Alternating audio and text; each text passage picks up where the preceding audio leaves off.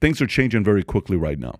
What has changed with Russia and Ukraine that you are, I'm sure you're following the story very closely. What's changed in the last 3 weeks? Well, as the situation gets worse for the Russians, I'm afraid it may move us closer and closer to the edge, of that nuclear precipice. Putin is getting, even though Russia's an authoritarian state, he has lots of different advisors from the military, from the intelligence services.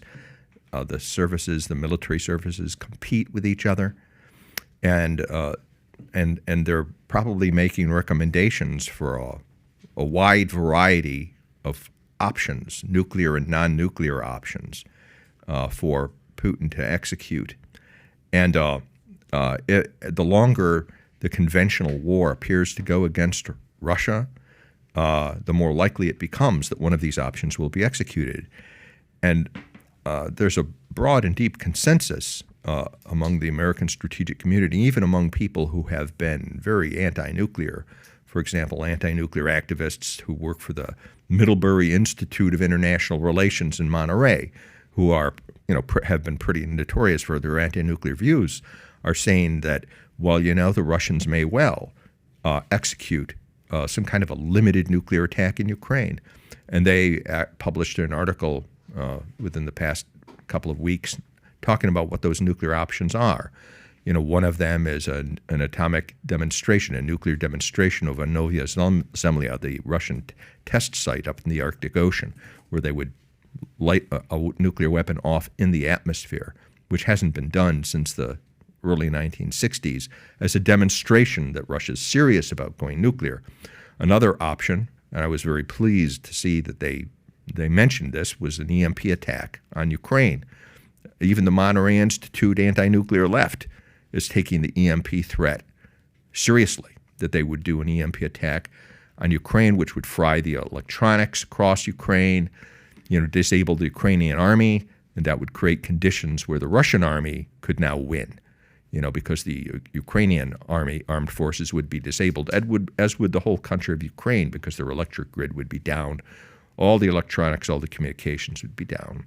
And a third option that they described was a actual limited use of one or a few tactical nuclear weapons on the Ukrainian army to use blast or thermal effects, to blow holes in the army so their guys could pour through and destroy basically the Ukrainian forces on the ground by means of limited tactical nuclear strikes.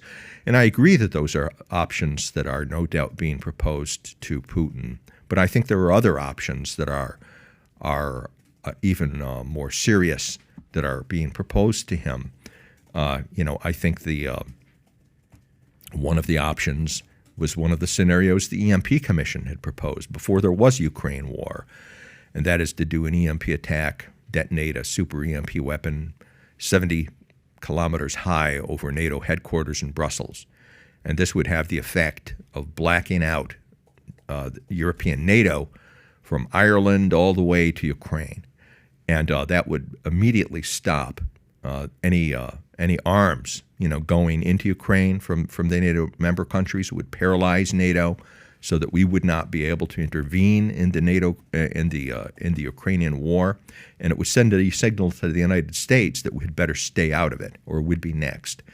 And there's a faction, I think a very influential and powerful faction within Russia that would advocate that, because there are new thinkers who believe, and they have codified this in their military doctrine, that this kind of an attack, an EMP combined with cyber warfare, is the most revolutionary form of warfare that has ever existed in history. Yeah. Because you can, at the speed of light, basically take down your adversary, paralyze him, and win a war, almost literally at the speed of light.